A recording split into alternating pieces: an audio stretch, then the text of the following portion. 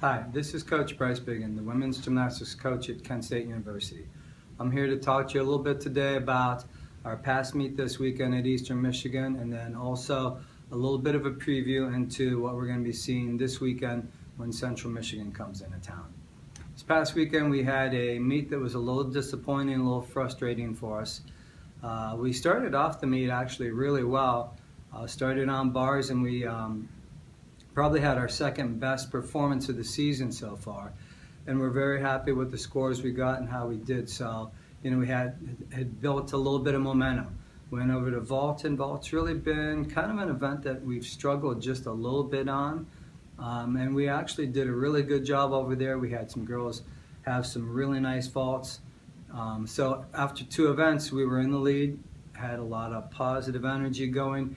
Girls felt really good about what they were doing. Moved over to the floor and started out our first couple routines really well, but then we ran into a little bit of a problem. Had a fall on the last pass, had another good routine, and then our anchor, who's been very consistent for us, unfortunately had a fall as well, and that really took a lot of the wind out of our sails. All of a sudden, a lead that was pretty healthy turned into next to nothing going into our last event, which was beam. And everyone knows that beam's a tough event to finish on anyway. So we went over there with not quite the energy that we had on the other three events, and it took its toll on us. We struggled a little bit for good quality routines. We didn't have to count a fall, but we also made a lot of little mistakes that really added up to hurt us a little bit. And Eastern Michigan did a really good job of staying consistent and doing what they needed to do at home. They made the routines when they had to, and we didn't. And that was something that we talked about afterwards. We know that we have to focus on being a little bit more mentally tough, especially when we're away from home.